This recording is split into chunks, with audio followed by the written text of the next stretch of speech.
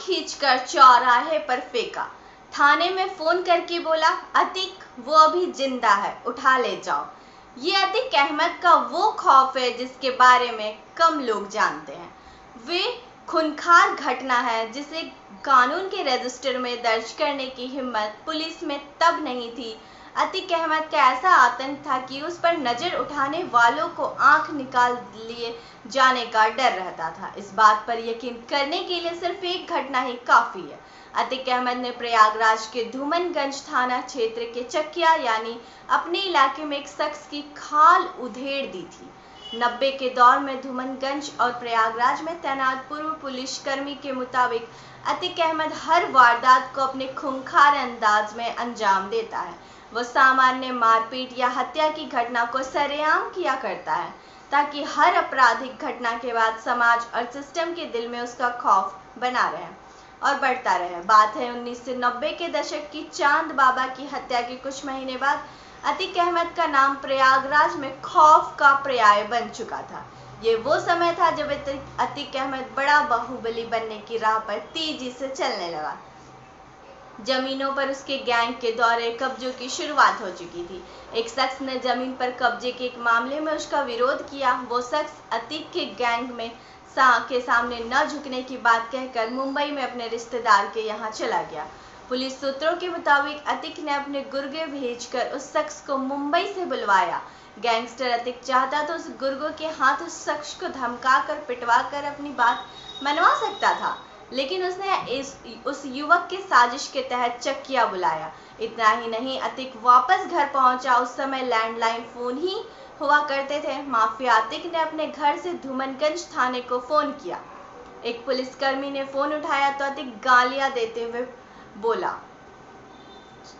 उसकी खाल निकाल दी है, अभी जिंदा है, ले जाओ। ये जानकर आपको हैरानी होगी कि ये दुर्दांत घटना के रूप में दर्ज होनी चाहिए थी, लेकिन इस मामले में कोई एफआईआर तक नहीं हुई।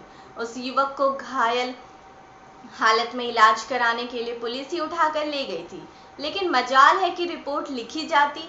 जाहिर है मामला माफिया अतीक अहमद का था और उस समय तक तो वो विधायक भी बन गया था। अपराधी इरादों को सियासत का चोला भी मिल गया था। इसलिए अतीक का खौफ सिर्फ समाज पर ही नहीं बल्कि पुलिस और सिस्टम पर भी छा चुका था। इसलिए ये घटना सिर्फ कुछ लोगों की यादों में जिंदा रह सकी। अतीक अहमद पर चांद बाबा की हत्या का केस तक नहीं दर्ज हुआ। युवक के शरीर से खाल निकालकर चौराहे पर फेंकने वाली घटना से कुछ महीने पहले 1979 में अतीक और चांद बाबा के बीच गैंग वॉर हुई थी। दोनों तब गैंगस्टर थे। नवंबर 1979 में लोकसभा चुनाव के साथ विधानसभा चुनाव भी चल रहा था। अतीक अहमद चांद बाबा को खत्म करने के लिए तमाम कोशिशें कर रहा था। वोटिंग के बाद काउंसलिंग वाले दिन माफिया अतीक अहमद अपने गुर्गों के साथ चाय की एक दुकान पर बैठा था। इसी दौरान गैंगस्टर चांद बाबा अपने गुर्गे को लेकर वहां पहुंच गया।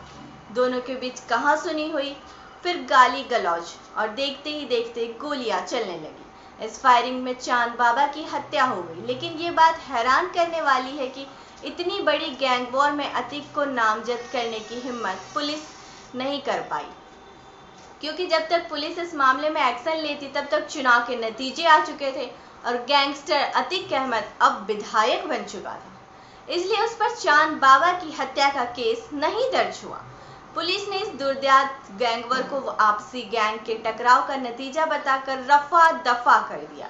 चांद बाबा की हत्या हो या जमीन के झगड़े में युवक की खाल निकालकर उसे सड़क पर फेंक देने का दुस्साहस, हर बार अतीक ने एक ही बात दिखाने और जताने की कोशिश की है कि वो दुर्दांत है, वो किसी से नहीं डरता, ना पुलिस, ना प्रशासन, ना किसी गैंगस्टर और ना ही किसी सिस्टम से।